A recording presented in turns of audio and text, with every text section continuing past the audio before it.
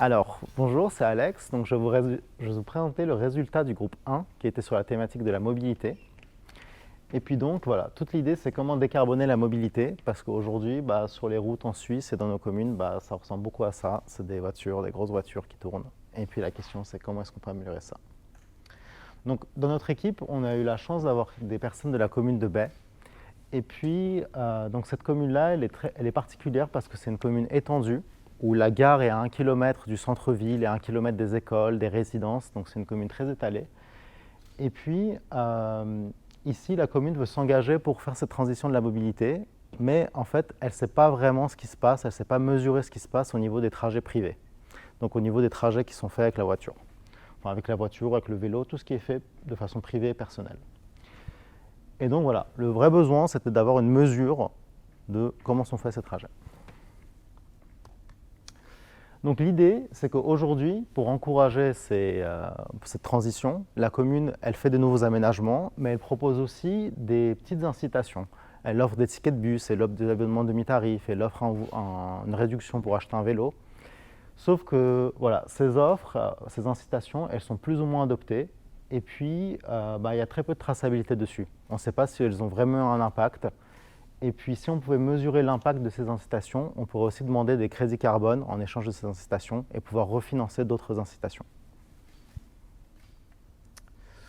Du coup, pour arriver à avoir une mesure, on a imaginé ce produit ensemble. Donc, c'est une petite application, un petit peu comme l'application qu'on a pour sa nourriture, où on peut voir l'impact de sa nourriture, ou plutôt est-ce que c'est bon pour la santé ou pas. Ici, l'idée, c'est que l'application détecte automatiquement notre mode de transport. Donc, elle sait si on est à vélo, si on est à pied, si on est en voiture. Il y a des technologies qui font ça aujourd'hui. Par exemple, quand vous prenez les CFF et vous activez le billet automatique, il y a cette technologie-là derrière. Et puis, voilà, l'idée, c'est juste de recorder ces trajets et d'avoir une mesure de données et une source de données fiable à partir d'ici. Alors, ça pose quelques challenges d'un point de vue technologique parce qu'il y a un vrai souci au niveau des gens par rapport au fait d'être traqués. Du coup, il y a un enjeu de confidentialité. Et pour ça, on veut prendre une approche où on fait de l'encryption end-to-end, donc on encrypte vraiment le contenu des données et on protège la sécurité des données. Il y a un aspect de traçabilité qui est important, parce que si on veut réclamer des crédits carbone, il faut que l'État ait confiance à ce changement et cette transition qu'on a pu amorcer, qu'on puisse la justifier. Donc il faut que l'origine des données soit garantie et que l'exactitude des données soit garantie. Et enfin, voilà, c'est un petit peu la même chose, il y a cet enjeu de la transparence, et puis là, on va aussi prendre une petite approche open source autour de cette solution pour qu'elle puisse être intégrée dans d'autres applications aussi, ou que le code puisse être vérifié tout simplement. Voilà, alors l'impact de tout ça, pourquoi ça vaut le coup de le faire?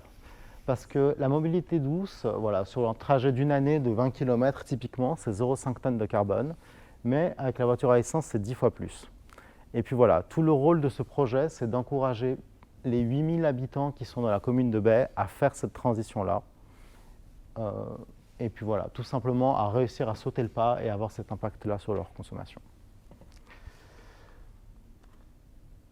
Quelles sont les prochaines étapes? Grâce au Red Lab, on va pouvoir amorcer ce petit projet pilote. Donc sur les 6 premiers mois de l'année prochaine, l'idée c'est de passer d'une étape de conception à une étape avec la commune où on fait la promotion de la solution, on la met en place et puis on fait une conclusion en septembre où on montre les résultats et est-ce que les incitations qu'on a proposées ont vraiment un impact sur la consommation de carbone.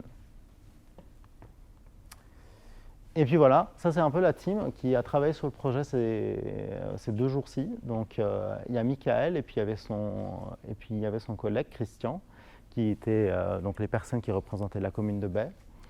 Et puis ici on a Valentin, donc, qui est spécialisé dans la R&D, dans l'analyse de process. De mon côté, je suis plus dans la gestion de projet, dans le développement d'app. Ici on a Colm, qui est vraiment expert dans l'innovation sociale, et donc comment on pourrait faire participer les habitants et les intégrer à s'engager citoyennement. Et enfin, on a Elvric qui est aussi de l'EPFL et qui est en cybersécurité et qui peut aussi nous aider dans tous ces aspects de sécurité et de traçabilité de données. Et puis voilà, j'espère que c'était clair et merci beaucoup pour votre écoute.